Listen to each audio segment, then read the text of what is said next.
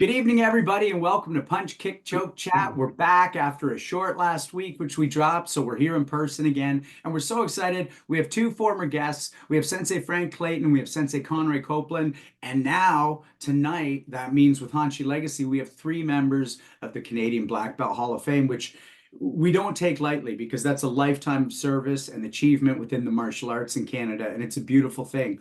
But I want to start with you, Sensei Clayton, and then we'll go to you, Sensei Copeland, and we're going to go around the horn on this one. So our short last week that Sensei Dauphin and I did, we talked about the myth and the legend of Bruce Lee. And while there's not a perfect, no one can perfectly find the quote. Apparently, Bruce Lee said that somebody who had a year of wrestling and a year of boxing could beat a 20-year martial artist. So I want to start with you, Sensei Clayton, because you started in judo and boxing. So as someone who started with effectively a hands-on and a boxing, what do you think of that statement? And you know, I mean, you shifted to karate for a reason. So break that open for us. Well, I think that boxing and judo has a lot more contact to it than kicking and punching, perhaps without any contact. So I think that anything's possible. Right on. What about you, Sensei Copeland? What do you think about wrestling and boxing for a year versus 20 years of classical martial arts? Well, I think it depends on that individual that is honing those skills. I mean, like a frank answer, I would say no. Because if I had 20 years of classical training and somebody with 1 year of boxing and judo, I don't think they could. When you say beat, you mean like a beat down. That's what I'm talking about. No, I don't think so. It depends. So it depends on the individual for sure. It depends on the individual. Yeah. Yeah. Sensei Suino, again, as somebody who does this and does this, I think I might know where you're going with this, but crack this one open for us a bit. All right, pose the question for me, just so I understand. Well, Bruce Lee apparently said someone with a year of wrestling and a year of boxing could beat a 20-year martial artist. So remember, he's back in the late 60s, early 70s, so different time. But what do you think of what he said? I think he was trying to make a point. And I think the point was a lot of people in classical martial arts get stuck in the sort of kata world, right? Too much fighting with the air. And I'm a big fan of pressure testing, and that includes pressure testing your martial arts against people who don't accept the same set of techniques that you're used to doing with your buddies. I've certainly been surprised in judo and karate by wrestlers and BJJ players. So yeah, I think, you know, I'm going with Clayton Sensei's answer. Depends on who it is, but I think Bruce Lee's point was don't just fight the air all the time. Right on. Sensei Dauphin? You were here, Sean, and I think Sensei Copeland was here, and I think Sensei Legacy was here when I turned 50. And I moved around here with Fitz Vanderpool in my dojo, who is a world champion boxer. And we agreed to wear boxing gloves, and we agreed that I would not kick. And as soon as Sensei Legacy said go, I lifted my knee, and he stepped back and went, whoa, we're not doing that. Like, that's not what we're doing. So my answer is no. A person who has 1 year of wrestling and 1 year of boxing is not going to beat a real martial artist who does real martial arts. Thanks, Sensei. And before we go to Hanshi Legacy, because I don't want to have the last word on this, I agree with you absolutely, Sensei Dauphin. I think that that's just not enough time in either of those arts, to be honest. Like, even if you're just sparring with good, medium, continuous contact, 1 year of either of those other disciplines isn't going to compare to 5, 10, 15, 20 at all. And I go with Sensei Suino a bit. Like, there's a point where, you know, maybe you're pressure testing earlier in a hands-on art. But that doesn't mean you're going to accelerate past somebody who finally gets their handle around what actual striking is. What about you, Hanshi Legacy? Where do you go with Bruce Lee's statement, alleged statement? Well, with all due respect to Bruce Lee, right? Because he was a very important person in martial arts to help promote martial arts. Bruce Lee is promoting Kung Fu. You look at his movies, he always finds karate guys out in the middle of China, and they're all dressed in karate uniforms, and he kicks the shit out of them. Chuck Norris, he paid Chuck Norris to lose in the movies. Anybody ever see him kick Chuck Norris's ass live? Okay, no hands went up. So everybody's promoting their own. Okay, I don't know what else to say except that. Again, it is the individual. The guy trains really, really hard and is doing jujitsu. He gets a hold of a karate guy and gets him on the ground and gets him in a hold. He's got him. If he doesn't grab him, the karate guy punches him in the head, he's going to be knocked out. Right? And if Kung Fu guy is running from treetop to treetop, you're not going to be able to catch him. So I don't know. Shout out to Crouching Tiger, Hidden Dragon. So, you know, it's everybody gives their own side of the story. They never give the other person's side of the story where it's successful. So with all respect, that's bullshit. Yeah. Appreciate that, Hanshi. I know some karate guys like Rick Johnson and Wally Slokey and some of the great American fighters, like, right? So. By the way, for everyone watching, please do check out that short. We go pretty deep on some of the myths and that aspect you talked about, Hanshi, of promotion and showmanship that Bruce Lee had. And, you know, an interesting thing that we did talk about in that show, and I'll just say it really quickly, is Chuck Norris, a lot of people say he said Bruce Lee was devastating. But if you look at the whole quote, he said he was devastating with his wit. He said he was good for his size and devastating with his wit. That's the whole quote from Chuck. So there's no quote of Chuck Norris saying Bruce Lee would beat me. And a lot of people claim there is, for whatever that's worth. Let's go to you, Hanshi, because I meant, yeah, Sensei Dauphin. I just want to say, when Fitz watches this episode, in no way am I saying I can beat him up. I'm just saying that when I lifted my leg, he didn't want me to kick him. That's all I'm saying. Fitz is a good friend of mine, and he's the best boxer I know. So I'd like to add something too. In the real life of a real boxer fighting a real MMA fighter, who are those two people, Randy? The guy got $100 million. Connor and Floyd Mayweather. Yeah, Floyd Mayweather said, "I'll fight him. He has to box. I am not. Don't anyone expect me to fight him in MMA style."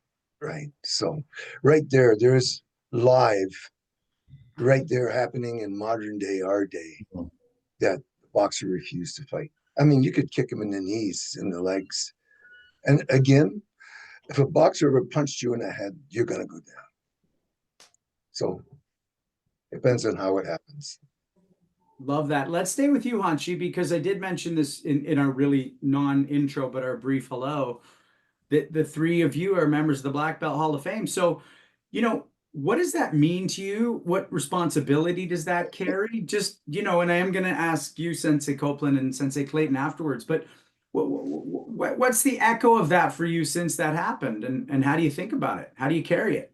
It doesn't change me at all because they did it.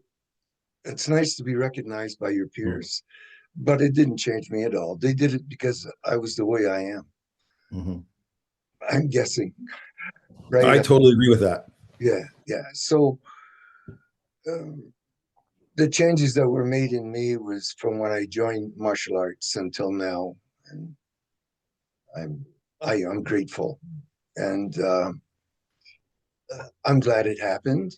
Right, but I don't use it as a, you know, I don't wear a jacket with Hall of Fame on my back. I already knew that these two guys were Hall of Famers before they were Hall of Famers. That's just. Now I got to take those jackets back. I was gonna say. Wait a second, you got one? In grade school, people are slapping the kick me sign, and now we're slapping the like he's in the Hall of Fame sign. Right. Yeah. So it doesn't make me a better person. It just, it's nice to be recognized by my peers. Thanks, Hanshi. Sensei Copeland, where do you go with that? Yeah, I tend to agree. I mean, the individual that we were this individual before the Hall of Fame induction. And I think for the most part, the people who see that we've been inducted, they're happy for us. But it doesn't change. It hasn't changed me. I mean, our tournament's been running like forever, 87 actually. And that doesn't change anything because I've been inducted into the Hall of Fame. And I'm the same person, but people who have seen that this has happened, they're happy. I mean, they're more excited about it than I am, because, you know, they like to share in a happy moment. Yeah. But being recognized, I think, is the biggest thing, that you've been around for a while, you've been doing good, and now they're recognizing you for that. Right on. And Sensei Clayton, I know you said you agree with Hanshi Legacy, but is there anything else you want to add? Not really. I think that I'm honored to be inducted into the Canadian Black Belt Hall of Fame. And again, it's our peers that are inducting us into the Canadian Black Belt Hall of Fame. I have not changed one iota. Came back to the dojo like nothing ever happened, and just continue to push forward and work with my community to make it a better place. That's it. It's lovely to hear. Let's go to you, Sensei Dauphin. I know you have a thought on this. Yeah, I just to these three people, Sensei Legacy didn't actually want to do it. Like, he was like, no, I don't want to go there. I don't want to be inducted. No. And I actually had to say to him, this is one of the things I said to him was, Sensei, if you don't do it, if I ever have the option to go in, I won't go in unless your name's in there. There's no chance of me ever going into some Hall of Fame that my teacher's not in. I'm not going to. And that's only solidified even more by Sensei Copeland and Sensei Clayton going in. These three people totally deserve. The Canadian Black Belt Hall of Fame is one of the few real legitimate Hall of Fames. In the United States, I'm sorry, Sensei Sweeney, I'm not hacking on, but there's like the Phoenix Black Belt Hall of Fame, the like Long Island Black Belt Hall of Fame, and hey, there's some good martial artists in all of them. In the Canadian Black Belt Hall of Fame, if you look at that list of names that's in the Canadian Black Belt Hall of Fame, you know, Frank Hadashida, Sensei Soroka, like these are real lifetime martial artists in the Canadian one. And these guys definitely deserve to be in there. They definitely deserve to be in there. It was awesome at the last one to see Sensei Clayton get inducted, and to see Sensei McCall get inducted, and to see Sensei De Lorenzo get inducted. Not indicted, inducted. I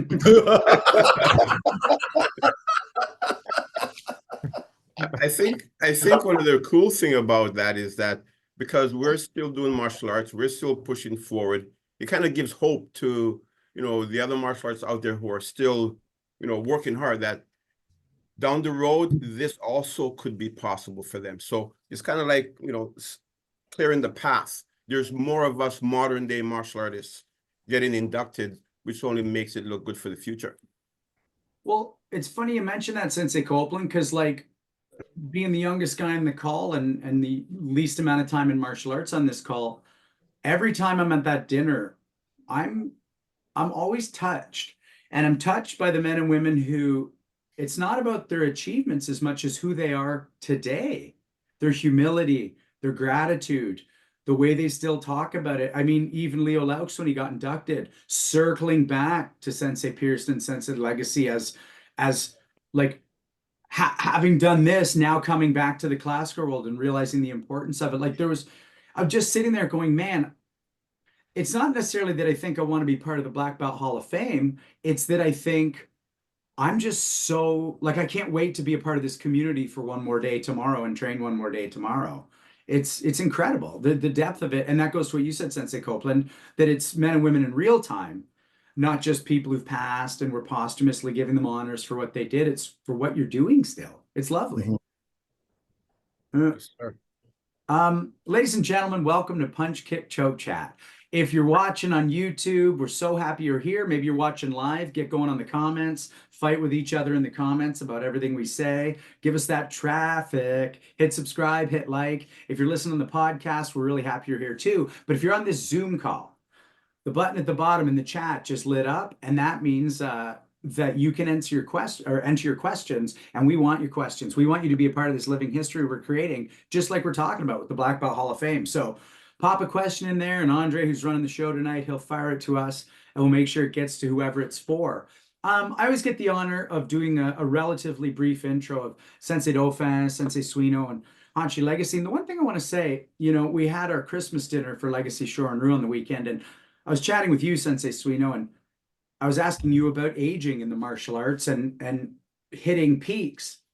And I won't share this conversation with everybody, but all I will say is that Sensei Suino, you lifted an upper limit thought I had about maybe hitting a certain age and then a certain decline happening. And you dispelled me of that so beautifully. And when I think of you, Sensei Dauphin, Sensei Suino, Hanshi Legacy, you're three people who just keep broadening the path of what a future beyond age 50, which I'll be in a month, looks like as a martial artist. And I can't say thanks enough for that. The fountain of youth that you three in my life create, but I think everybody gets from this art. Basically, my intro is just saying thanks for constantly defying what age looked like when I was younger, because there's no one like you gentlemen when I was younger walking around. And you just keep pushing the upper limit of what's possible. So that's my intro tonight for you three. Sensei Dauphin? Thanks, Sean. That's a lovely intro. Appreciate it very much. I didn't write a whole bunch of stuff tonight. This is the first time I didn't write like pages of introduction notes. And mostly it's because I didn't ever actually really have to with these two, right? I don't have to write like pages of notes for these two. I already did it when they were on the first time. So if you go back and watch the episodes they were on, you'll get all their accolades. They're in the Canadian Black Belt Hall of Fame. But the one thing I want to say about them is I've known Sensei Clayton for a long time. I met him through Sensei Copeland. I think the first time we met was at Sensei Copeland's tournament. Lovely human being, super skilled martial artist. I don't have actually a negative thing that I could possibly say about him. Sensei Legacy always spoke highly of him. Like when I'm in classes, I knew about him before I met him. Sensei Copeland, just two West End guys, Windsor, right? Like just two West End Windsor boys. I knew the legend of Sensei Copeland. Everybody in that city knows the legend of Sensei Copeland. There's three names in that city. Two of them are in the Canadian Black Belt Hall of Fame. Sensei Meidi, Sensei Kersey, and Sensei Copeland. Those three names are the names. If you're going to do karate in that city, you're with one of them or you're not in a good dojo. Again, Sensei Copeland's a guy, if he calls, I come. And I know we all feel the same way about that. They're amazing martial artists and amazing human beings. And if you have the chance to interact with them or be around them and you don't, that's your loss. And if I'm ever in a place with either of them and somebody doesn't want them to be there, I'll be leaving with them, just so that you know. And that's my introduction for these two men. Thanks, Sensei Dauphin. Okay, I got a question teed up for everybody. We're going to go around the horn on this. And actually, Sensei Suino, let's start with you. It's a three-parter, and I'll repeat it as people need. Oh my God. It's These three-part questions, So, subsection B. No, the one part's easy. For people who might not have seen the other episodes, if you can just remind us how many years you've been training, give or take. And then the question is, who are you learning the most from these days in your martial arts? And who do you care most, if anybody, likes your progress or how you're doing? This is something Sensei Dauphin and I talk about a lot, which is, over the years, just how much and who we care likes our stuff. I first set foot in a judo dojo at the Ann Arbor Y in 1968, and I've been 56 years. He took a little time off and did gymnastics in high school, but other than that, I had a pretty steady martial arts career since then. Who am I learning the most from? You know what? I'm learning the most from all of this stuff that we're doing.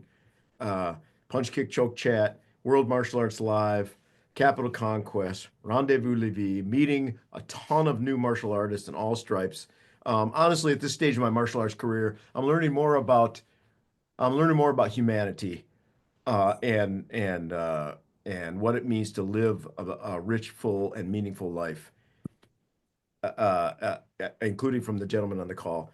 So I know that may not be the answer you're seeking, but I mean, I still train, I still trying to get better, I still teach students, but the people I care about are the martial artists who I count as friends, and the conversations we have and how we help each other become better human beings. There's no answer I'm seeking, Sensei. I'm just really happy to listen to that. Sensei Clayton, I'm just going across my screen here. So remind everybody when you started who you're learning the most from, and do you still care? And if so, who likes your martial arts? I started karate in 1972 in Hamilton, Ontario. I've been 52 years. I've been teaching since 1982. And who I learned the most from are probably the kids and the students in my dojo. They teach me the most about who I am and what's expected of me. My community, I do this for the community. Like they say, it takes a family to raise a child and also a good student. And let's see. The last part of your question was? Well, just do you still care? I mean, do you still look up to anybody's opinion or value a certain type of response? And part of the reason I'm asking this, and this breaking open what Sensei Dauphin and I've talked about for 30 years is, I used to really, like, I'm a white belt. I literally care if Hanshi just says, that kick looks okay. That's the best I get. But that meant the world to me. But, now I know my kicks are okay. So that wouldn't mean as much. For me, I think it's my family mostly, right? I care a lot about my family and what they think. And Sensei Copeland, right? He's my best friend. Thanks, Sensei Clayton. Oh, That's my light's playing funny. Sensei Dauphin, what about you? I started karate with Sensei Legacy in 1989. And then I started Iaido. I started Iaido with Sensei Teruo in 1993 because Sensei Legacy made me. I always tell people the first couple of classes in Iaido, I didn't like it. And Sensei Legacy said, too bad, you're going to keep doing it. So I kept doing it and I fell in love with it. I'm still learning from Sensei Legacy, and I'm learning every day from Sensei Legacy and from Sensei Teruo. I'm still learning so much stuff. Not a lot of people have the opportunity to watch their sensei. They don't stay with them long enough to see them progress. Sensei Legacy was a 5th degree black belt when I started training with him, and he's a 10th degree black belt, and he runs a big association. And so I learned a lot of things, obviously, about punching and kicking, but of late, I've learned just a lot more things about how to be a better dad, a better teacher, a better friend, a better citizen. And equally with Sensei Teruo and I, like we talk about things all the time. I remember I got in a bit of an altercation with this young kid, and there was no exchange thrown because in the end, I looked at him and said, son, you and I know nothing's going to happen. And he got in his car and he left, right? And Sensei Teruo said, that was the best possible outcome. And at first I was like, nah, it would have been really good to punch him right in the middle of the chest. And Sensei Teruo was like, that was the best possible outcome. And then, so I'm learning there, right? Yeah, he's right. That is the best possible outcome. So I'm still learning from these people. Who do I care about? I care about my circle of people. I'm really detached from other people's opinions at this point. Like people I don't know whether they're like God of martial arts or not. I'm detached from their opinions. I really care what Sensei Teruo thinks about my martial arts. I really care what Sensei Legacy thinks about my martial arts. I care what you think about it, Sean, as my student. I care what you think about my martial arts. I care what Sensei Clayton. If Sensei Copeland came in and said, don't do this, you should be doing that, I would take that to heart and I would start doing it right away because I care what he thinks about me and about my martial arts. But if I don't know you, I'm sorry. Until I get to know you, I don't really give a shit what you think about my martial arts. Right? I just don't. I'm next on the screen. I'll make it brief. I started in 93, 31. And yeah, I mean, I learned the most from you, Sensei Don, like hands down. You know, we chat every week, usually multiple times. And the way you help me think, that's really it, right? Like the way you help me think then permeates down through how I move. You know, there was a period where I thought it would be best not to care, if that makes sense, like achieve a Zen state, or if you meet the Buddha on the road, kill him, and therefore it'd be best not to care. But I do, absolutely. I sent you a thing today about how a jiu-jitsu class went, and when you responded the way you did, it mattered to me. It felt a certain way. And I'm on an Okinawa Tay thread on Facebook, and someone said, does rank matter? Would you do away with rank if you could? And I said, no. I think rank has mattered to me throughout my life, and I'm not egoless. I'm not only not egoless, I'm not pathless. I like knowing there's a path ahead in the arts I do. And I hope my ego diminishes about what I think those ranks mean. But anyways, I just want to say that I part of the reason I asked this question is because I want to hear all your answers, because I realize that I actually kind of do care. And I like that I care. I like that I care what you all think of my stuff. Sensei Copeland.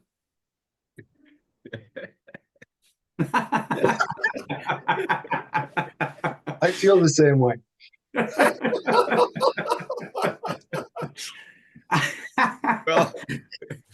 Well, I mean, I think part of the question was when did you start and how who you learn the most from? Yep. And if you Currently care about learning. anybody's take on your work still. So I think I started in 72. And my history is not very good. I just tend to like to do things and then move on to the next thing and then the next thing. So chronologically, sometimes they're out of whack. But I think 72 is when I started. And I learn a lot from my kids, my students. I mean, because there is such a vast variety of, students, and they all come with the unique things that as an instructor, you have to figure out very, very quickly how to manage the situation and get the result that you're hoping is going to be beneficial to them. And every single case is a little bit different. You might have two kids that are the same, but you've got to figure out really quick so that you don't lose them or you don't give them the wrong information at the wrong time. So that is a constant education for me. As far as the people who I care about and what they think of my martial arts, at this particular stage in my life, it's just the people who are on this call. Seriously. Yeah. No, seriously, because we're talking about martial arts. I mean, we're not martial artists who are just, what do you call, like a McDojo owner or something, So if we have opinions of each other's, skill set, it's because we are caring about each other's skill set and we want to see things better or something like that, right? But, if you say, why do you do that? I'm going to explain to you, and you might have a contradicting, comment, which is going to be, like Randy said, something to think about, and then implement if you find it useful in your atmosphere.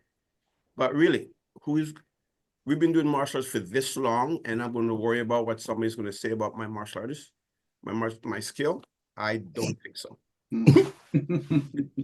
Not today, not tomorrow, and not for a while. Thanks, Sensei Copeland. Hachi Legacy, we'll finish with you on this one. Well, I've been in martial arts since February 28th, 1971. And I agree a lot with Sensei Copeland saying that your students teach you a lot, like on the sensei side. Again, I have a sensei. Right now he's not well, so I don't get to be with him very often, but until he dies, I'll just keep on training. And and I learned a lot from myself just by training. How do you discover stuff? Martial arts is not going to hand you everything that you need to know over the period of 29 years. So you need to be training a long time in order to discover martial arts. All the people who are going to learn are going to learn by rediscovering the martial arts themselves.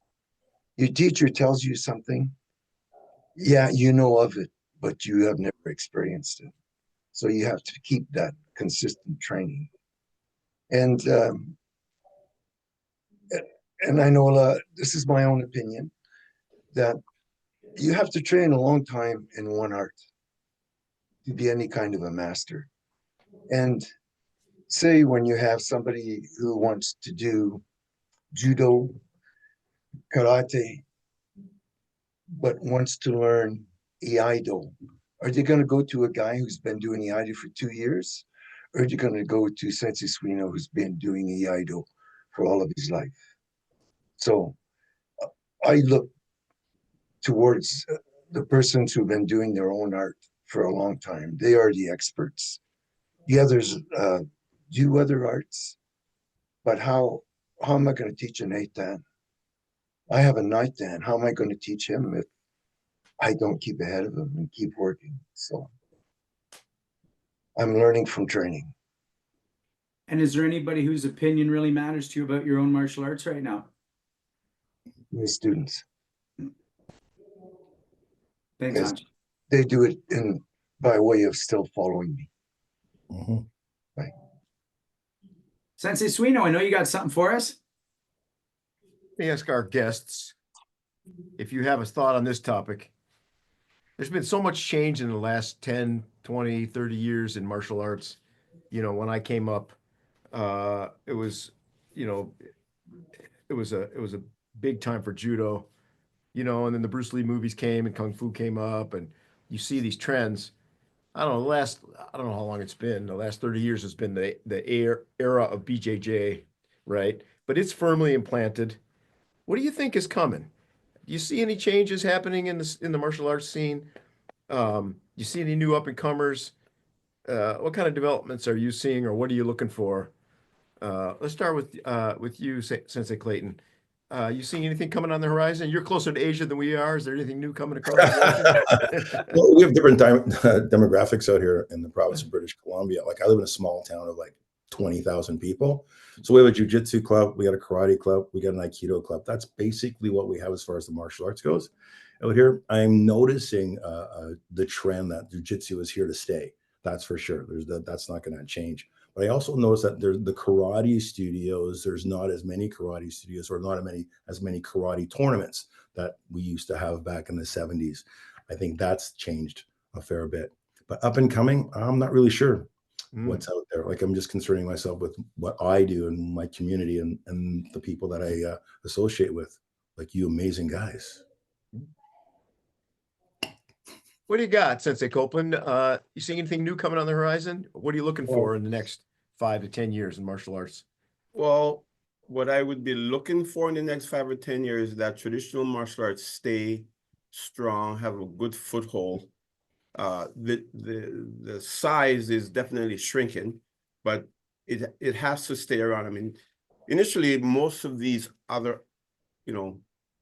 trend that's happening, all branched off from traditional martial arts training, and we were the roots. So even though things are changing, sport karate is getting bigger and bigger, similar to jiu-jitsu and all that. But I'm hoping that traditional karate stay in its strong roots and could probably make a resurgence, because foundation is important, and traditional karate is where you're going to have a good foundation. Yeah, I like that. I like that idea. Randy, I'm going to ask you that same question in a minute. I think you got a good brain for this kind of question. But one thing I've noticed in the last 5 years, but it seems to be picking up speed. A lot of BJJ folks are coming into the judo world. They're saying, "Hey, we know BJJ came from judo. We don't have much of a stand-up game." And the top 5 BJJ players in my dojo have also said, "I love the classical atmosphere." Right? They miss it when they go to BJJ club. They love their training, but they love the They love the bowing and the formalities and the use of Japanese language and the mutual respect that we have at JMAC. So anyway, I think I'm seeing the pendulum swing back a little bit, which I think is cool. Randy, what do you think? What do you see happening in the greater world of martial arts, and where do you see it going? As far as the styles go, I think it's all blending a bit, right? That the competitive nature between the styles is kind of going away. And, you know, karate people like jujitsu people, and judo people like boxers. And so I think that's creating an atmosphere where like people can, you know, take the best from other things. On the classical side of things, I think the combat side is, I hope, coming back, like the real combat side. I think that's coming back, right? Not the punching the air, not the, I think the real doing stuff. And to me, that's what classical martial arts is, right? In karate, it's one strike, one kill, right? And I think that self-defense, more defend yourself on the sidewalk. People are starting to like, listen, I love Olympic karate, but nobody's doing a question mark kick to save their ass, right? Like, I'm sorry, that's at least not in Canada on an icy sidewalk. So I'm thinking the more practical classical fighting side of things is coming back, and the competitive nature of Kung Fu is better than karate. Judo is better than this, is going away, and people are respecting that all these different arts are actually really good and really effective, and we can all learn from each other. Hence MMA. 100%. Sean, I know you wanted to opine on this topic as well. It's funny because I pinged you that, and then everybody said what I wanted to say, you know, because, you know, I do the jiu-jitsu, and George Brito, he says this openly in class. I'm not sharing any of his secrets, but he's the greatest, like in terms of size, promoter of sport jiu-jitsu currently in Canada. No one's doing as many tournaments as him. However, he's the one who every class keeps talking about how the sporting aspect, we have to get back to fighting. We have to get back to the classical roots of what this was about. And I think that the shift we're going to see is, and this has come up a bunch with the judo, with people talking about karate, which is people realizing that as you get too much into an inversion or a this or a that in any sport, you get away from why the sport was created and what effectively, or what made it effective at the beginning. And at one point he just turned, and we were watching some of the most talented teenagers I've ever seen do jiu-jitsu, and he goes, they're this close from not being able to defend themselves. They're this close where if another kid on the schoolyard pushed them down, those moves wouldn't work against somebody actively trying to do a thing. We've got to get back to the fighting aspect. And I think that goes to what Hanshi said about who you're going to go to when you want to learn how to actually do that. Someone who's been actually doing the fighting and the self-defense world for their whole life. So I get really excited when everybody on this call is saying the same thing, including my coach who's not on the call, because it feels like that means there is a swell in that direction, Sensei Suino. And that, like, it's giving me goosebumps, because it's like, yes, because Hanshi Legacy, you always talk about this, how many wheels you've seen turn. A certain movie comes out and everybody wants to do this, and a certain person wins something and everybody does that. But over time, it's these classical things that just keep going. Yeah. Hanshi, what do you want? You have more you want to add to that? Yeah. About things training, classical martial arts, karate, Yeah. it's Yeah, where do you see it 200 going? years old. Mhm. It's 200 years old. It hasn't changed. Training methods have changed so that the fighter or the practitioner gets in better condition. You see that a lot of really good guys, but they have changed and improved. Okay, so as far as Sensei Clayton goes, there are less people doing karate. That's because there are more arts out there to try. So if you have say a judo club close to you, or Sensei Suino or something, karate sort of came in, or Kung Fu sort of came in. Kung Fu sort of faded away. You hardly see it anymore. So now that there are more martial arts, they're divided up by different people who think You know, they like the name of this. They like the Semotai, you know, or different names like that. So there's just more things out there nowadays. Traditional karate, I agree completely with Sensei Copeland. It is the backbone of martial art. The classical, you know, that's where everything is handed down to. Sport karate does the physical type thing. So it's still martial arts, the classical martial arts that hand down parts to sport karate, to someone who wants to be introduced to Zen, to somebody who wants to enlighten themselves or try to make themselves a better person, etc. It's not likely that a karate guy is going to fight.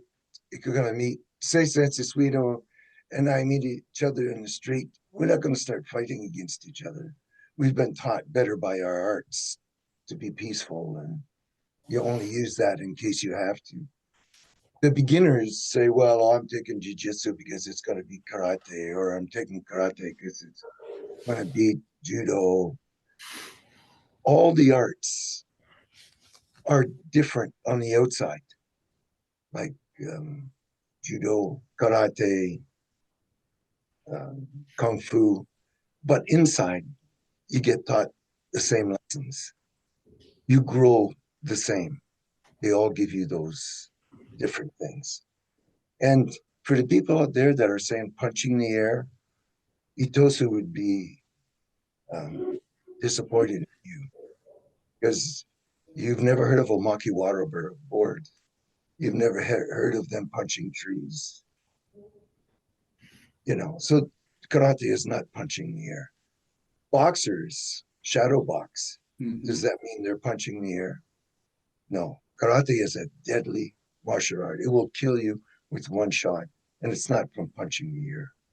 If that's what you're doing, then you're not doing karate. You're doing something else. Love that. Love Well, that. can I ask you a question there, guys? Yes, Yeah. please. So when I started martial arts in 1971 in Hamilton, Ontario, and I did boxing and judo before that, the reason why I got involved in the martial arts is so that I could learn how to fight and defend myself better than I was. So today, are people doing that for the same reason? Because I remember back in my day that we fought on a regular basis, whether in the streets. I mean, I don't know if that still happens anymore. Why are people coming to martial arts schools now as opposed to in the 70s? Everybody was fighting. There was kung fu fighting or karate fighting with other people to test out their skills, whether it be in the bar or whether it be down the road. Today, does that happen as much as it did in our day? You pick the order, Sensei Clayton. You decide who you want to answer when. Sensei Suino. I still got people coming in saying they want to learn self-defense. You know, it's why my parents put me in judo when I was 8 years old, because I had a big mouth, and they're like, this kid's gonna get hurt, right? I've still got people, and you know what was crazy? You know, we had a bit of a hot topic election recently here in the United States, and for about a week and a half afterwards, I got more emails from women and parents of girls about self-defense, that the political dialogue in the U.S. had created this sense of fear that people that people responded to, many of them by contacting me and saying, "Hey, do you have a self-defense class for women?" Rightly or wrongly, I don't know whether that's you know, it's actually a more dangerous time for women, but so there are still people thinking about it. You know, I grew up in a place where we fought. You know, we had fistfights all the time. I don't see a lot of people doing that anymore, but maybe it's different where you guys live. I just don't know, right? Wow, Sensei Suino. Yeah, man. Wow. Yeah. What do you got, Sean? Since you're gonna, I know this is Clayton. I know this is Sensei Clayton's question, but if are your boys fist fighting where you come from?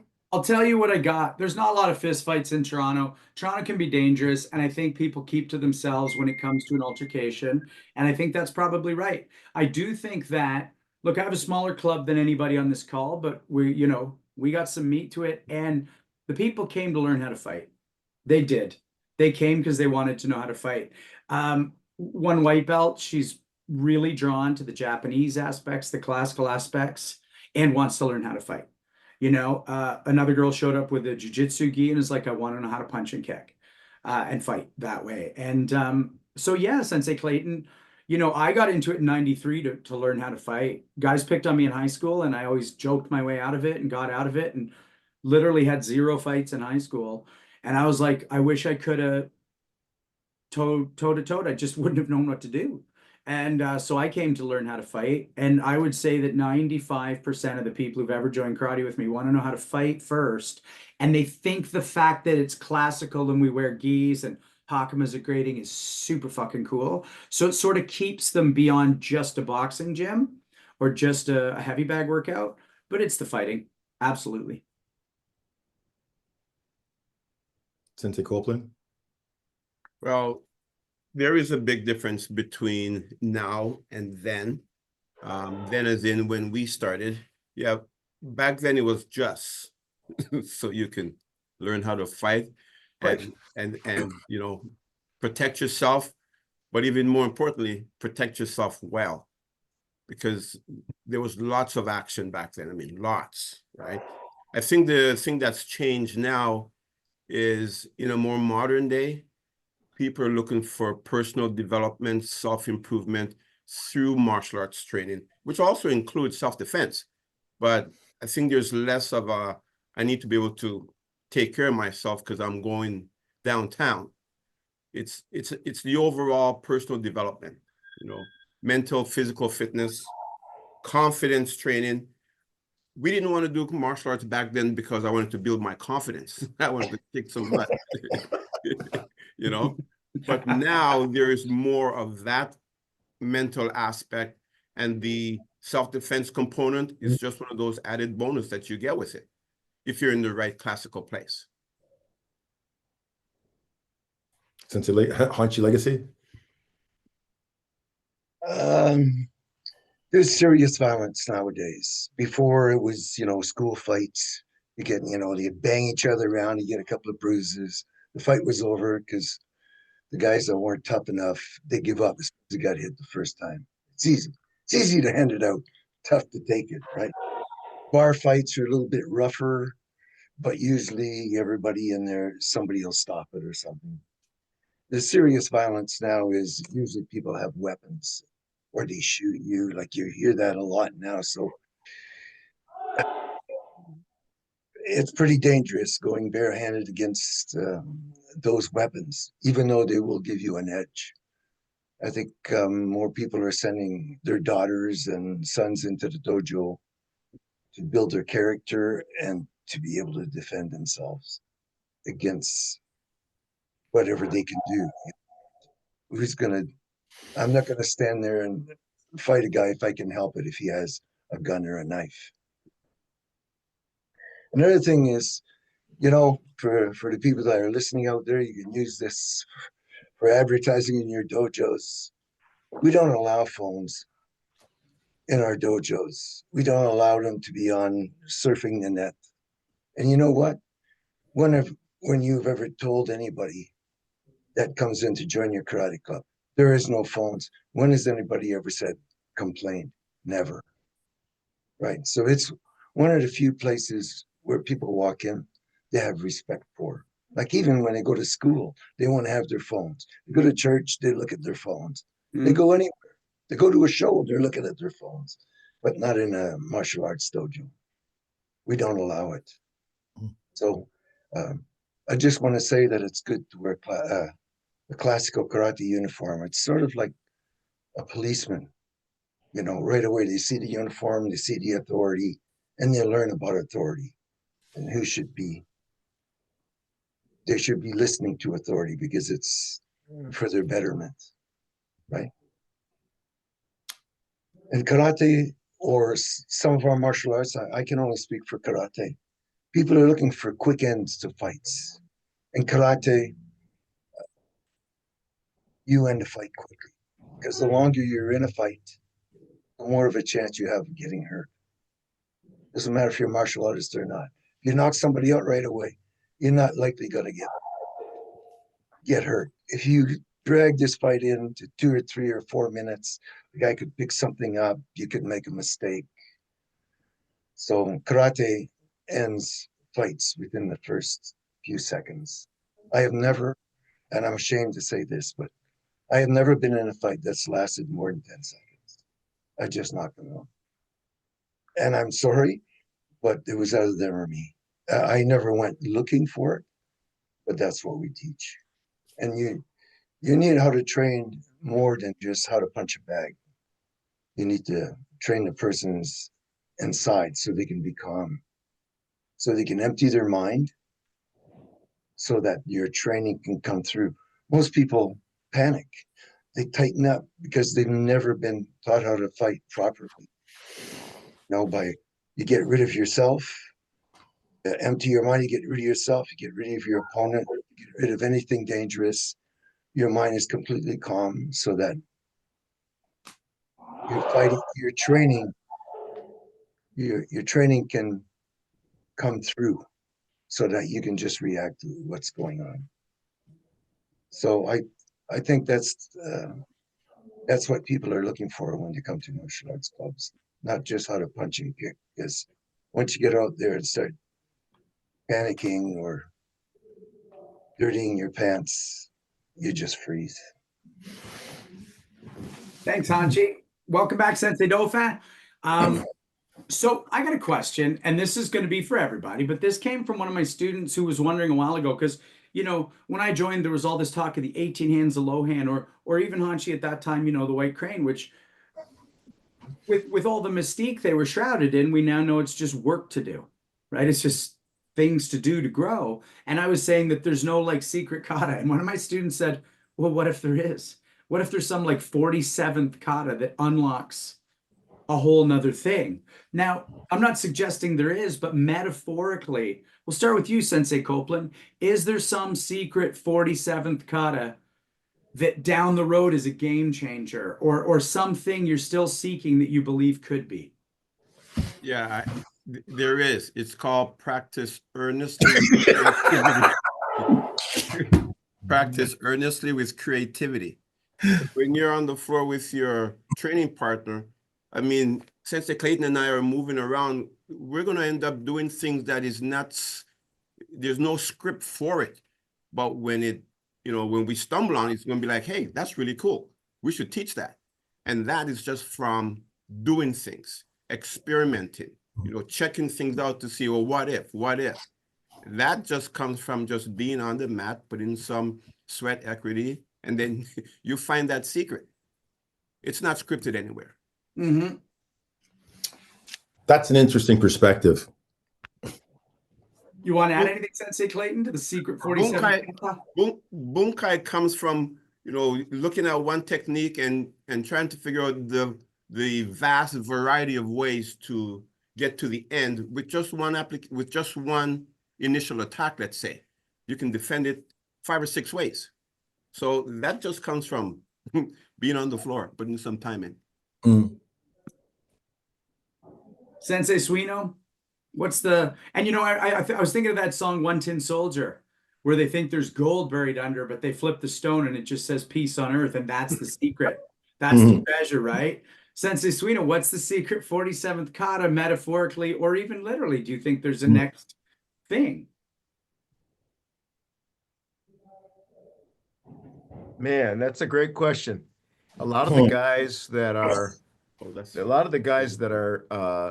most often victorious in the dojo are guys that, of course, they train hard and they've been at it a long time, but they all have that special something, right? They're just born athletic, or they started early.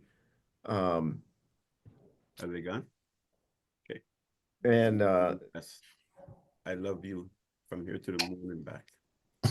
I had to be quiet while we love you to hear it from we love you too, Sensei. All the way. I thought you loved me.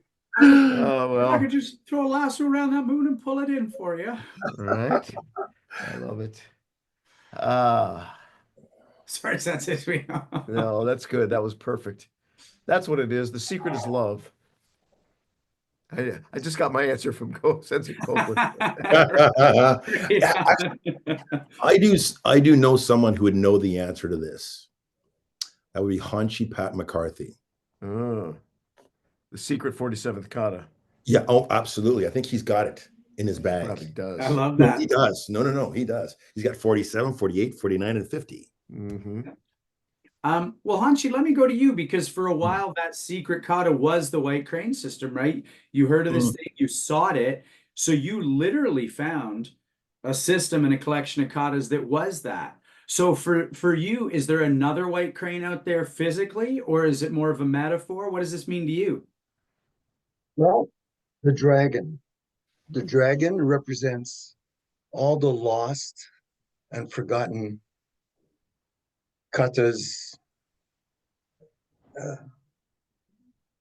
and arts of the martial arts. So there's a seal for it. It's the dragon. It's a mythical thing that represents all the forgotten and hidden secrets of the martial arts. I know it. Okay. And it's going to be a bit of a long story, but Randy and I went to Okinawa to train with, I won't mention the person's name out of respect. So while I was there, I learned the white crane from Sensei Sandoval, who lived in Okinawa 17 years as a Marine. So we went there, and when we were there, we ended up at, you might know who it is by me saying this. We ended up going to his dojo, which was above a garage, but it was very, very neat, very clean. So fast forward, I said to the sensei, he says, okay, let's train. I said, excuse me, I'd like to ask you a question. I think I did it through a translator. I said, can you tell me about the Okinawan white crane, Matsumura Hakatsuru? He said to me, and I quote, oh, that is an old, ancient style. Nobody knows it anymore.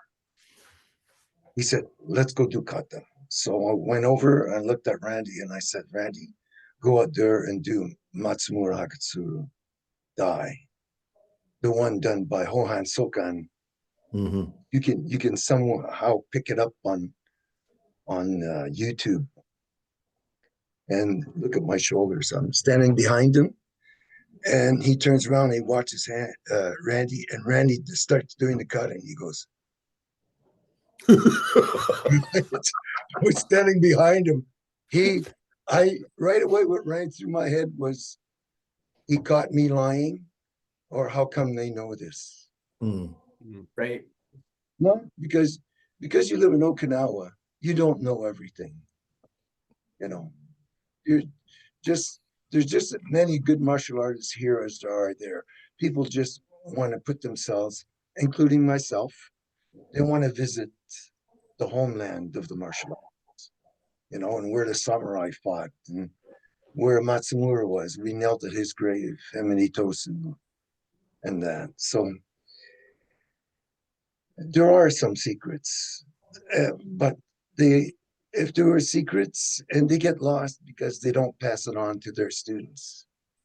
And that's what Hohan Sokan did. He passed it on to his students. One of his students who was Anthony Sandoval, you know, a descendant of that line, and taught it to me. So that's one of those secrets. And I try to explain that to everybody in Ontario. I go around, I try to show it to them. When I show it to them, they're impressed by it. But you know what? Nobody wants to be a student. Everybody just wants to say, oh, I'm the top guy. And that's the biggest mistake everybody makes. I'll say it again. Student is the greatest title of all because it will earn you all the other titles. So there are secrets because you don't have the guts to go out and find it. Thanks, Hanshi. Sensei Dolphin, what about you? What's the secret 47th kata, literally or metaphorically?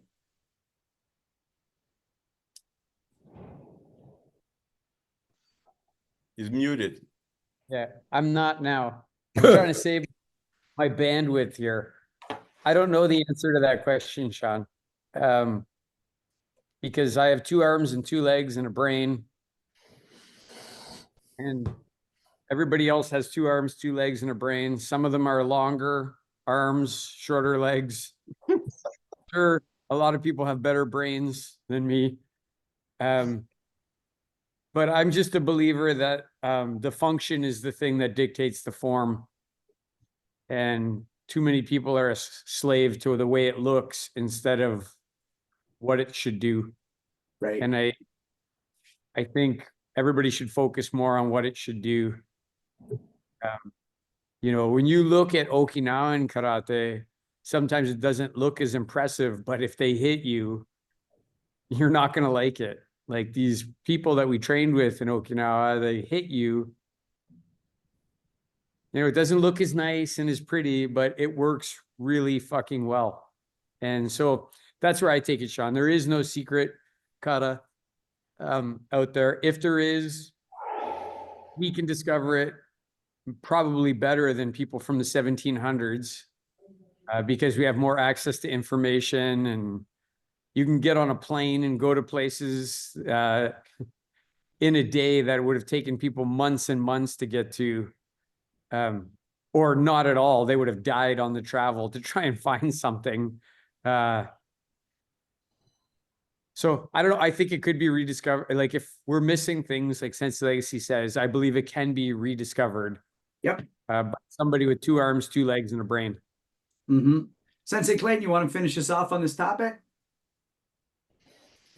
Well, like I said, I think that I've been to Okinawa several times and I've seen a lot of interesting things, but I'm sure that there is a potential of there being something out there. Like I said, Hanshi Pat McCarthy has unlocked so many secrets to the martial arts that have been lost because of the lack of transparency and also the knowledge that's passed down.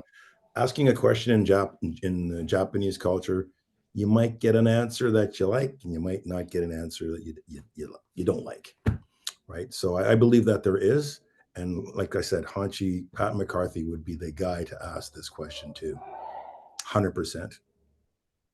Right on. Appreciate that. Okay, so after our Christmas dinner, we were all in a hotel room that Sensei Scott Bowron had, and it was just we generally do that. And I asked him a question, and we went real deep on it, and it was just of him. And so I want to ask this of everybody. And you know what, Sensei Dauphin, I'll start with you. I just said, obviously, we all love now because we all try to be Zen folk and live in the now. But other than now, what was your favorite couple years of martial arts in your past? Just reminisce on it. Say why. Sensei Dauphin. The best years of your life are when you're a teenager, right? So I really enjoyed being a person who walked into the dojo and just was said, line up over there. This is how you do it. Do it harder. Lift your knee higher. That sucked. Get down and do 50 push-ups. Nobody was coming up to me saying, can you help me with this? That was a fun time. Like I'm kind of rediscovering it now in BJJ. When I go there, nobody asks me to show them any shit. They just say, get in line, and I just get to fight and sweat and train. And listen, I love now, but yeah, I think at the beginning when I first, not a lot of people, the people in this call remember, like Sensei Copeland remembers when I was a green belt and I came staggering into his dojo because Sensei Legacy sent me there, and he just said, hey, line up. Hey, Randy, you want to fight? Yes, Sensei. Like, that's it. Like, that was fun. I didn't have to decide anything. I just got to do things. Thanks. Hanshi Legacy, other than now, what is your favorite couple years for your time in the martial arts? I think at the beginning, it's discovering the martial arts. Like when I first came in, I was trying to save my life because I was doing some weird things, and I was looking for something to pour myself into. And when they show you a block or something, you start to learn. Like you're driving it all that in there. so I think the beginning up to my black belt was great. Once I got the black belt, I felt like I was really getting into it. But now I learn different things, but it takes more time to learn them.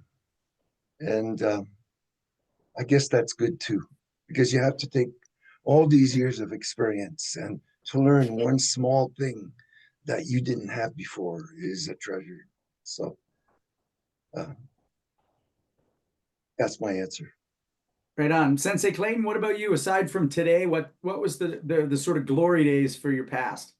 Wow. Starting martial arts in Hamilton, Ontario at Eastern Karate, hanging out with guys like Frank De Laurentiis and Mike Rand, going to karate tournaments, like going to Ottawa, seeing Luc Maisonneuve, Robert Loyer, like all of the people that I looked up to, fighting at the Ontario Open at the Armories in Hamilton, Ontario. Just the competition that really excited me.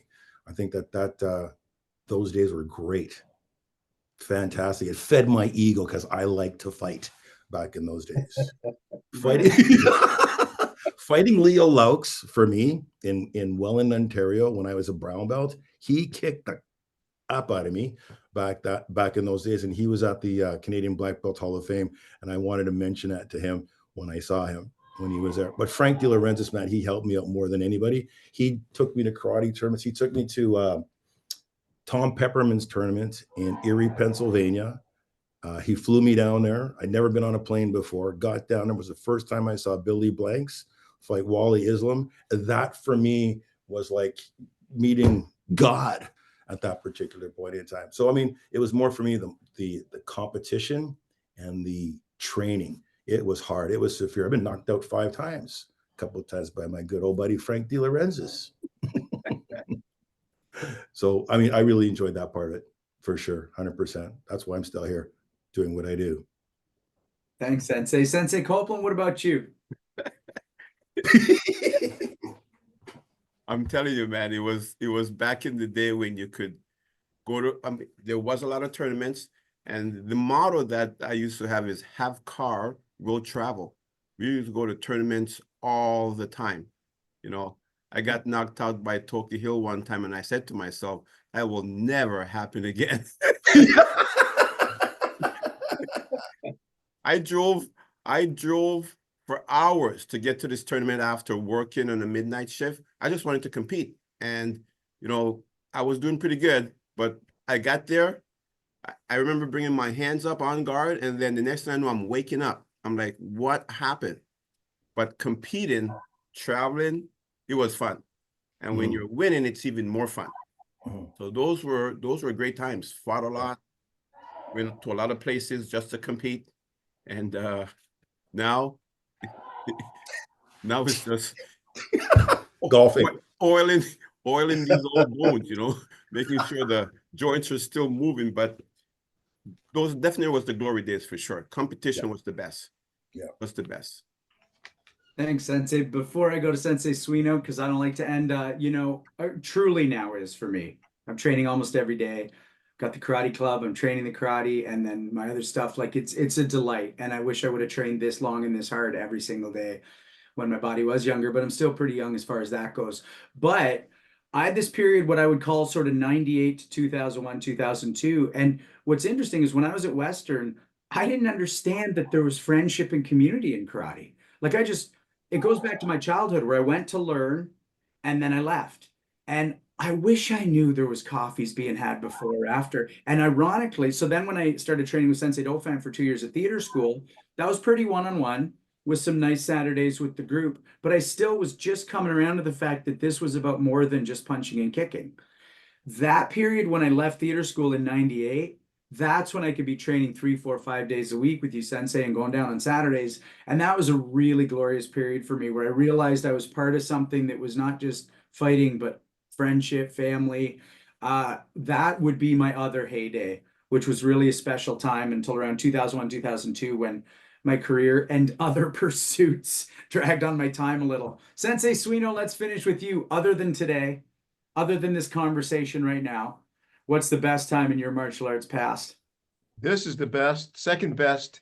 was the time I spent living in Yokohama and training in Yokohama, Tokyo, and areas around there. It was kind of like everybody describes their beginning. It was a new beginning for me, right? After 20 years of training in martial arts in the States, I went over and started training with some of the best Japanese instructors who have ever lived on the planet. I worked 20 hours a week. I trained at least 20 hours a week. I was eating great, ramen and sushi and tonkatsu, um, uh, drinking Japanese beer, going to the judo club, going to the embassy judo club, learning Nihon Jiu-Jitsu, learning Iaido, competing. I didn't know I could compete in Iaido until my teacher told me, you're going to a competition in a month. Let's get you ready. And I won it. And that was a landmark moment for me. Right. And then the rest of the time I was there, I continued to have a lot of success, but that was immersive. You can't go back, but if I could go back, if I could live like that for another 4.5 years, being completely immersed in training and working just enough to pay the bills, eating great, meeting new people, living on the other side of the planet, I would do that again in a heartbeat. Right on. I want to go back to Sensei Dofa. Oh, Hachi? Yeah, I just wanted to ask, what did you do for work? So I was there during what they called the English bubble or English boom. Oh, okay. Everybody in Japan was taking English conversation lessons. And if you were a native English speaker, you could get a job. I happen to have a college degree in English, so they kind of, I got a really sweetheart job. So it was I was making more money than most of my other friends who had just graduated college, working 20 hours a week. So it's pretty sweet. Sensei Dofa, I know you got a button for us and a question after. Yeah, so when Sensei Copeland was talking about competing, and then I want to just share another really probably the best times of my martial arts was when Sensei Legacy said, "Hey Randy, you're second Dan. I want you to start doing bigger tournaments." And then I spent about a 10-year period, and people, you can believe this or not, where I got up every Saturday morning at 5:30 in the morning and got in my car and drove from Kitchener to London or St. Thomas. And I would pull into Sensei Legacy's driveway. He had a really long driveway, and he'd be standing there in his front window waiting for me to get there. And then he'd get in the car and we'd go have a coffee, and he would ask me about the stuff I was working on in the week. And then we would go have a private lesson where he beat the crap out of me and coached me on some different things. And then we do the brown and black belt class. And that period of time and those lessons, other people in the club knew they were happening. And then I could see the results of it when I went to the tournaments. The results were they were clear, right? It was clear. If I was going to go back and relive another portion of my martial arts, that would be the one that I would pick to relive again. So I just wanted to share that with everybody because that was a really special time for me. And just awesome to be alone in the dojo with your sensei, doing something that you both love to do and progressing because he's helping you to progress in it. My question to everybody on this call is, how many katas are enough? Or Sensei Suno, how many waza in Iaido are enough? How many, I'm not saying to be a karate master or to teach your style. I'm talking about somebody comes in, how many katas do they need to know in order to be able to defend themselves, be a good martial artist? How many is it? Is it one? Or is it the secret one that Hunchy McCarthy knows? How many is it? How many do we need to know? And Sean, I'll start with you, Sean, and then. Okay, I'm just going to make up a number without having thought through, let's say, our system, but I'm going to go with 6, and I'm going to tell you why. Because 6 could cover something like a pinyin, a naihanchi, something like a more advanced kata, maybe a couple of each, and that's plenty.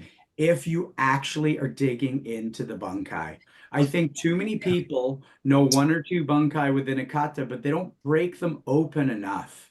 And the big thing I talk about so much is how much I believe throwing and versions of wrestling exist in karate. And I think that there's so much bunkai to be just teased out, and then not just teased out, but we talked about the Sensei Dauphin, not until you can do it until you're bored of someone coming at you from various directions and it always working within your, ippon kumite, so that your self-defense techniques work. And so that, I mean, Jesus, 6 kata broken open to that extent with layers of bunkai, that's a lifetime. And I know a friend in a Goju club where I think by the time he gets his 3rd dan, that particular club will have 70 kata. They don't stick to the 13 Goju Classic 5. And he's just like, 12. I'm just learning kata.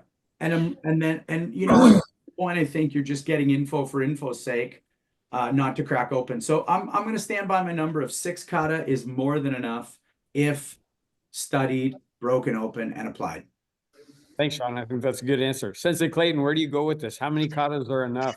What do you need? No, I don't think any. That's my opinion. I think practical experience, any really good street fighter who's had a lot of fights or you worked in personal protection doesn't need a kata. What they actually need is the ability to be able to understand and evaluate the situation. It's like Krav Maga. I don't think there's a kata in Krav Maga, right? Or is fighting in another country when it's hand to hand. I don't think it's necessary. Katas, let's say. I mean, yeah, I take a bouncer in a club up against a guy who can do 6 katas or 5 katas and knows all the applications and stuff like that. One good punch in the right spot, you're done. No, yeah, sorry. That's just my opinion. Yeah, that's good. It's an educated opinion, which means it's a good opinion. So, Sensei Suino, where do you go with this? How many waza do we need in Iaido to be able to kill somebody with a sword? One, dude. I feel like I'm on The Price is Right. I'm gonna one up Sensei Clayton by 1. I think in Iaido 1 is enough. I always tell people if they could master the first one, the first kata called Mai, the forward one, if they could master that, I'll teach them the rest of the system in 3 weeks. No one's ever mastered the first one. And so it's all contained in there, right? There's probably a kata in a Goju. You could go to Super Rinpei, right? But I don't even think you have to. I think you go to Seisan, and the Goju version is Seisan. I think it contains all of Goju, basically, right? Not every technique, but every principle. I'm going with 1 because if you take it apart, even the way Sean described that, you spend your time in it. That's enough kata. Love it. And remember, I'm not talking about to be a martial arts teacher. I think that's something different. I'm talking about how many do you need to train to be able to defend yourself? Sensei Copeland, where do you take this question? Well, I mean, it's I don't think you need kata per se, but you do need to have a good coach, a good experienced fighting coach, because every movement you do, you could make it part of a kata or an excerpt from a kata movement that we know as traditional kata. But if you have a good fighting coach, I mean, to defend yourself and protect yourself, you just need to know what to do and how to do it, where to hit and when to hit there. Kata is not really necessary for that. All right. So before I send Sensei Legacy, I'm going to take a page from Sean Benson and answer my own question quickly. When we look at when I look at Matsumoro over there, he knew 4 or 5 katas, and we revere him as we rightly revere him as one of the gods of martial arts. So I think to defend yourself, I do think there's huge value in kata personally. I do, because I think in your mind, if you train kata properly and then you apply it properly, I won't steal Sensei's thing that he's going to say, but you get to take your karate to an extreme that you can't when you're moving around with somebody. Because if you move around with them and you take it to that extreme, they're gonna die or be hurt really fucking bad. Not like somebody's losing huge. So I don't think you need like tons and tons of them. I think you need enough to work the various techniques of your karate in different types of scenarios and challenge your mind in different ways of thinking. And I think too many, that's like trying to study, know all the words in a dictionary. It gets hard. You don't need that many words to speak.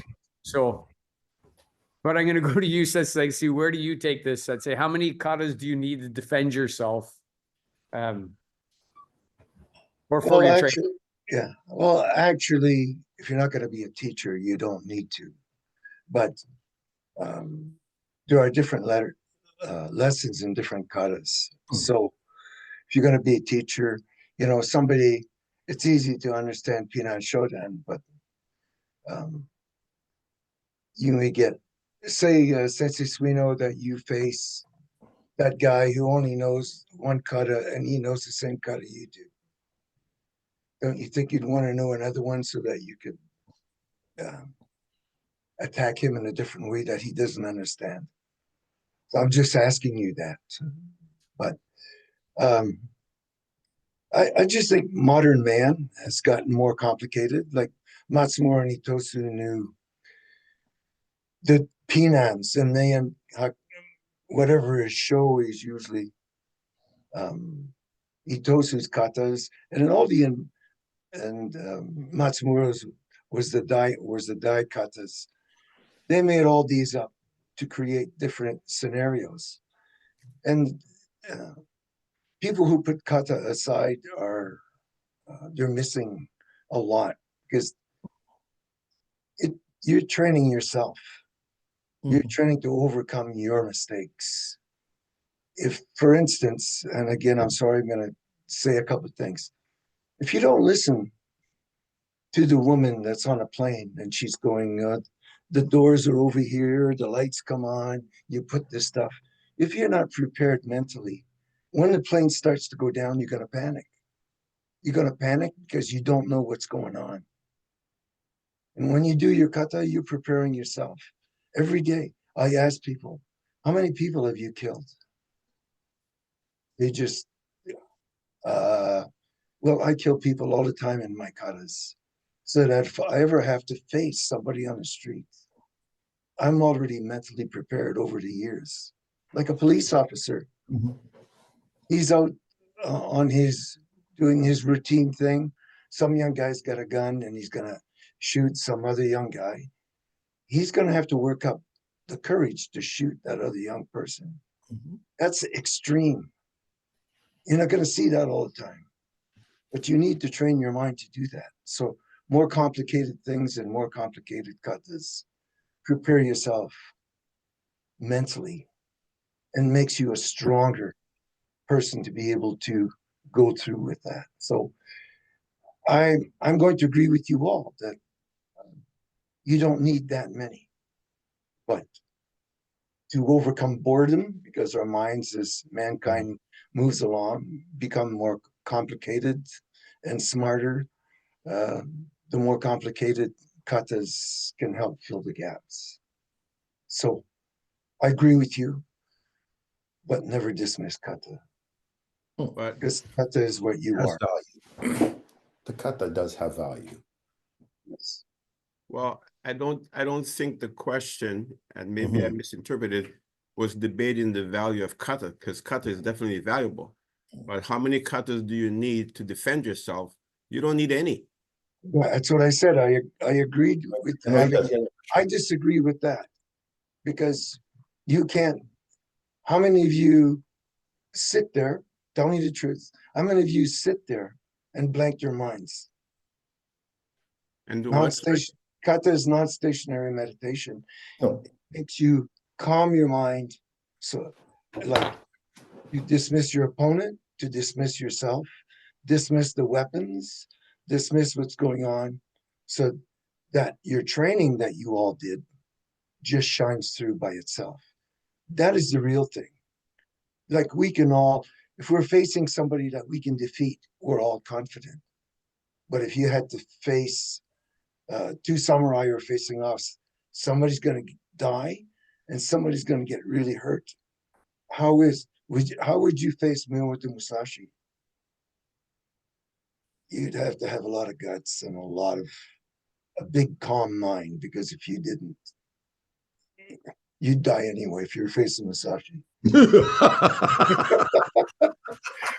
But the point is, Yeah. be able to face him, to have a strong, and you need kata, which is really self-examination. Well, no, for sure. 100%. Mm-hmm. But anybody who's never fought before, you can just punch him in the face on the sidewalk and go home. That's how simple that is.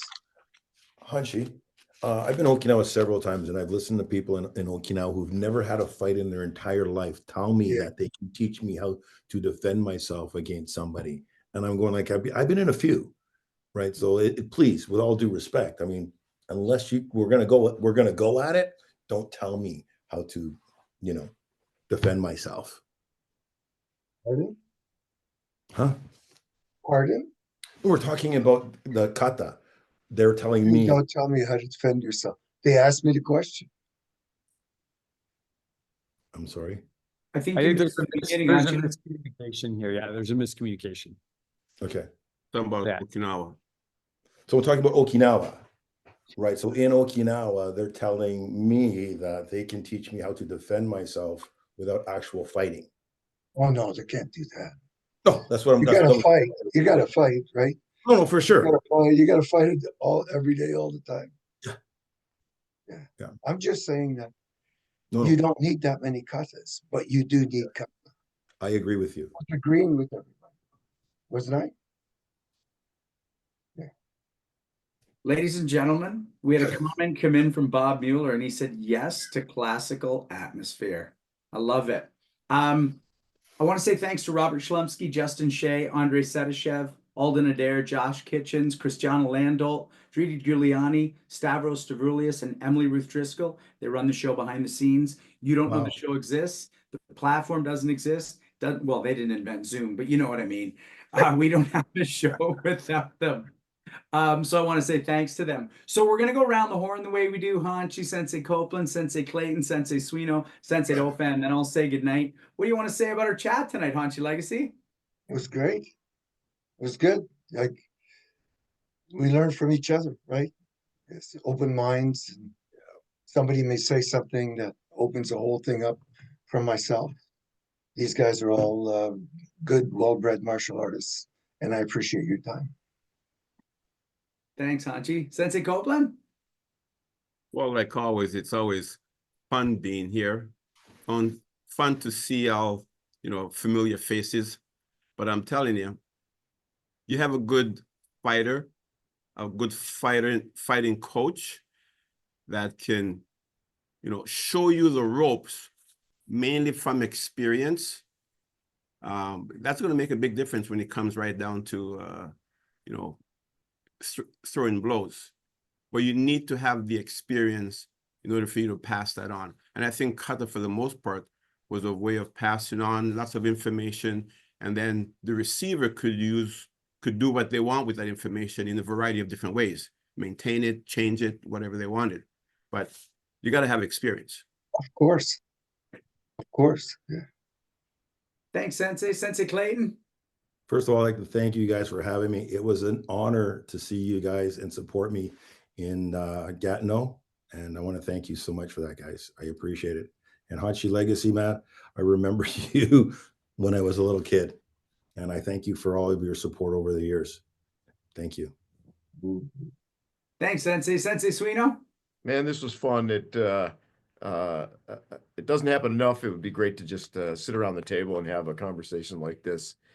Obviously, many of us are far away from one another, but I hope that can happen. It was nice to see some of you guys recently in Gatineau and places elsewhere. You're still my hero. You were my hero first.